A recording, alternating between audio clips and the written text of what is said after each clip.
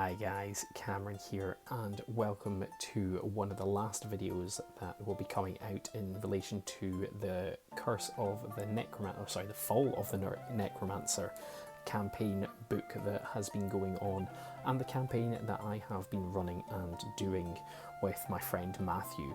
You have hopefully now seen everything that has come previously in terms of the scenarios and how they came out and played, and then our thoughts, and also the terrain piece that I painted up and built for the Fall of the Necromancer. What this video is this is going to be very similar to one of my hobby vlogs that I put out every month, as well as like the new army sort of stuff, but this is going to be specifically on the models that I have done for the Fall of the Necromancer. So this is going to be absolutely everything that I've painted. Not all of it is based, not all of it is models that were needed, but it is all models that I painted up for this campaign, and it was well, you'll see everything that has been done. So without further ado, let's jump into the video and see what we can get on with in terms of painting. So to start off with, we have got the orcs, the Mordor orcs that started off in campaign 1, and this is kind of the quick and easy and basic paint job that they all got. They were kind of browns, greys, silvers, and then the green in terms of their skin. And you can see that a couple of them are based, and they are based on generation shift bases, and they're the Forgotten Dungeons. The rest of them are just put on black bases, and that is because I actually ran out of generation shift bases and I haven't put in another order since. They will be getting based at some point whenever I get my next generation shift order in. But that is the first 12 Mordor orcs, and these were the ones that actually used in the campaign and in most of the scenarios. And then what you get here is a little bit of a shaky cam, but you get to see the extra orcs that I painted up all in the middle there, all kind of shoved there, unfortunately, because again I'm missing bases for them, but I didn't need these guys in a campaign, so there was no need for me to actually base these on the black bases. But then you can also see the 2 orc captains that were used in the scenarios, and they were also put on Forgotten Dungeon bases by Generation Shift.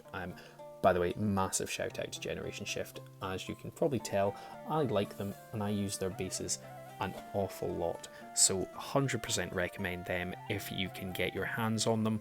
But yeah, the rest of these orcs will get done at some point.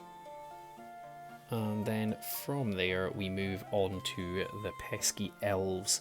Now I only painted up 4 of these for the campaign purely because Matthew was meant to be painting the rest of them. And yes, Matthew, that is a dig at the fact that you haven't painted any models for this campaign. But we can see here Legolas at the front, Tariel at the back, and 2 of the made to order elf captains, the Mirkwood Ranger captains that came out. Again, these are not based, but that's because they are going to get based on Generation Shift's new line of bases, which is the Gloomy Forests, if I remember correctly. And currently there is only Radagast, the Browns base out for that, and you'll be seeing Radagast later on in this actually. But these guys will all get based eventually. I just need that baseline to be released. These were quite quick and simple to paint up though. All base coated in green, and then the other colours put in afterwards, shaded with an Agrax Earth Shade, and then layered up and highlighted with various colours. Super quick, super simple, but you can see that they look good. And speaking of super simple and super quick, we have got these wargs, or what are they? These are the fell wargs, and these were done actually with contrast paints. Now, I'm not actually a fan of contrast paints, I'll be honest, but what I did with these was I sprayed them black and then did 2 Zenithal highlights, one with a lighter grey and then one with a white from a higher angle. And then I just got 3 colours of contrast paints, slapped these on, and then did a dry brush over the top of them all. And I'm pretty sure the dry brush is all XV88 regardless of what colour the actual base coats are. And then tried to pick out the claws and the teeth and the tongues. Teeth, sorry, bad English right there. Base them up real quick, and these actually match my Azog's Legion. I know these are going to be for my Azog's Hunters, but if I'm planning on doing the Pits of Dorgol Doer, which you'll see in a later video, from this Legendary Legion in the campaign book, then they all need to match bases. So these were, again, real quick, real easy, but you can see that they look good. And then what you get is you get their mounted counterparts, and what you'll see is actually these are a blend of the wargs that have just become before them and also the orcs that are coming next. So these again were base coated, zenithal highlighted, and then base coated with contrast paint, various different shades. There's 3 different shades of brown here, which don't actually match the other fell wargs purely because it depends if they're going to get used as dismounts or not. And then I painted the orcs on top of these in 4 different skin tones, because that's how I did the wargs on foot. No, sorry, the orcs on foot. Wow, tripping over my words. But these were all done. These all have bows as well, just as something a little bit extra, because I thought it would be quite good to have my mounted units with the possibilities of having bows. But moving on from these, we will see the on-foot counterparts to them. And here they are. So this is a bunch of the hunter orcs that are going to join my Azog's hunters, and then my Azog Legion in the pits of Dor Guldur. As you can see, 4 different skin tones here. These have shown up in a hobby vlog before, if I remember correctly, so I won't go into too much detail about how they were done, but to be fair, they were done real quick. And that's what this kind of project was, or this whole campaign was, something real quick to paint up models that I had in my collection or wanted in my collection, and I'm real glad that I have managed to do that. But these ones were real nice, real quick, and I like the way that they came out, especially with the variety of skin tones actually, and no model that is the same, because the sprues 2 sprues. The box is 2 sprues, but no model came out with the same skin tone as the other one, and I made sure of that. And here is the swords versions of them. Now these guys have got the many blade special rule, which I really enjoyed in the campaign, as you probably saw, and the double blade is certainly something that is very good. Now they were easy to paint up as well. I painted them all up at roughly the same time. I can't remember if I split them into 2s or if I just painted all of them at once, but as you can see, they match the previous ones very well, and I'm very happy with how they came out. Hopefully you don't think they look too bad either. And then we get onto the Castellans or Castellans, however you pronounce it, of Dor Guldur. Now, if I remember correctly, there was only 4 of these needed in the Fall of the Necromancer campaign. You'll be able to go back and watch whichever ones it was that these guys showed up in. But I painted up all 6 because I needed to get 2 packs of them, 2 blisters, and I'm happy with the way that they came out. They're all based, they're all nice, and it just fits perfectly. You can see 2 of them here are just on black bases, but that's because I haven't got the generation shift bases needed for them, but the other 4 do. The cloaks, very nice, and their metal was just done that way purely because it then almost matched the 9, but the 9 have got a silvery touch to them rather than just the copper. And the cloaks blend in quite well with the Necromancer and the 9, I feel. So yeah, I'm very happy with these guys, and I will get the last 2 based up soon. And then speaking of the 9, you can see them here. These guys I thoroughly enjoyed doing. Generation shift bases again, they are the Forgotten Dungeons, super quick, super simple to paint up, and then you've got the 9 from Forge World, all menacing and all in their unique poses.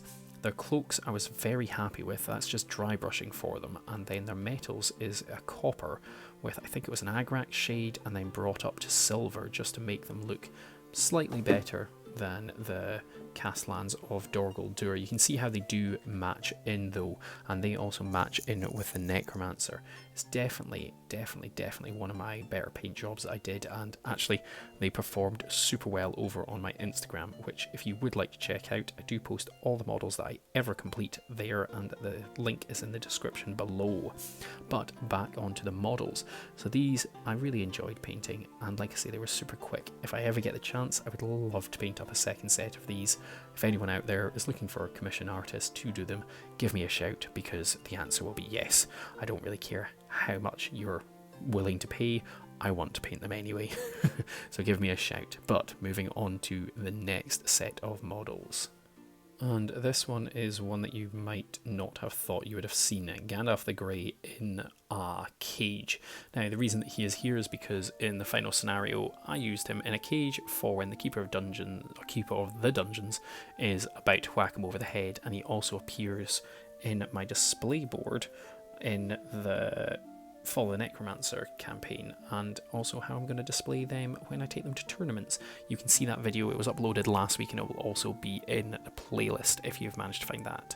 There's also Thrain the Broken kicking around there just at the back just now, and he was used in a couple of the scenarios, which really enjoyed using him. It's not a model that I normally would use, but it comes out and works quite well. I do like his I'll say the rule that makes him unsure if he is good or evil. It works really well and I really enjoy it. And then we come to the big two themselves. We have Azog the Defiler at the front now, and we have the Necromancer of Dorgol Dur at the back.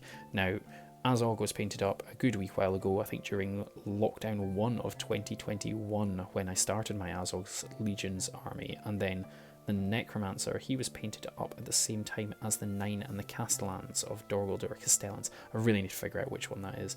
They were all painted up, and that's why you can see that the greeny cloak matches them quite well. And Azog, I'm not too sure if I still like this paint job, but he was painted and I used him in this campaign, so I thought I'd show him off, as I am still proud of him, but I would like to get a new one and see what I can do with it. I might buy a second set of the Forge World ones, just because I like that little diorama.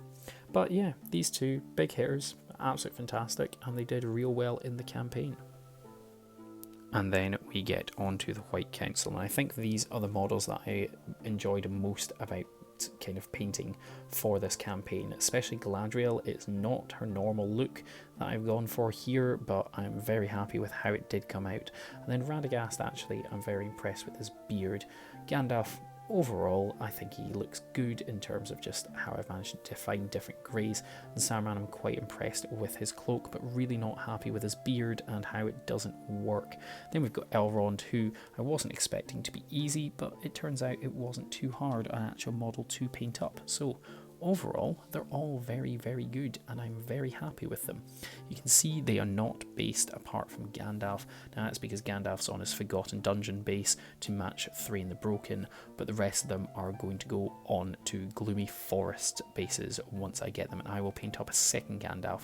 Not that pose, but we'll figure out which Gandalf. I'll paint him up on a Gloomy Forest base, just so they all match, and I have a full army of them. What we are going to go into now is Radagast on sleigh though, and as you can see it is a gorgeous model, and this one is based on the Gloomy Forest bases, or base I should say, because this is the only one currently available from Generation Shift. It's a massive base, massive model, and as you can see I've had to pull out from the light box just so that I can capture all of it in all its glory. This model itself is an absolute pain in the arse to put together, but in terms of painting, I painted it in 3 separate sections. The base and the rabbits were one, the sleigh was the other, and then Radagast himself was separate as well. And then once they were all painted, I glued them together and added all the tufts. Overall, lovely model, real happy with how it came out. In terms of actually basing it and building it, hated it. But it just is what it is. I can't complain too much. It is a gorgeous model now, but yeah. It was annoying to start off with. And then we have got this wonderful terrain piece. I've shown this off in a previous video that went out live last week, but I thought I'd show it off again because it was built and painted for this exact campaign. So if you haven't checked out that video, go and check it out now, or after this one's finished, to be fair. I'd really appreciate it. You can see that I put some effort into the terrain, and you can see Gandalf just hanging there, and it's just an awesome, awesome, awesome display board. I'm going to be taking this to tournaments, I think, when I'm playing the 9 and when I'm playing the White Council, or both, depends on how the tournament is organised, but it's absolutely fantastic, and I cannot wait to kind of show it off to everyone in person. Hopefully you like it, and hopefully you thought it worked very well for terrain, and you can see Thrain the Broken just at the back there. I don't think it focuses. There we go. Maybe it does, but yeah. absolute fantastic terrain piece, and hopefully you like it as well. I'm really proud of it. So there we go, that is everything that I have painted for the Fall of the Necromancer campaign. Hopefully you enjoyed it, hopefully you liked my insights into the little bits of painting that I did, and it was entertaining at least to have on in the background while you painted. But anyway, that is everything from me. Please do not forget to use my affiliate links down in the description below. There is a variety of them, and any kickback from that helps me tremendously to give you guys the content that I do deliver. Also, please like, comment and subscribe to this YouTube video and my channel and all that sort of stuff. I have to say it purely because it helps the algorithms, and I really do appreciate every time that someone does comment, and I try to get back to everyone as well. So drop something down in the comments below. Thank you very much for watching, and I will see you next time. Take care and bye bye. Thanks very much for watching, guys. Don't forget to like, comment and subscribe, and use my affiliate links in the description below. Take care and bye bye.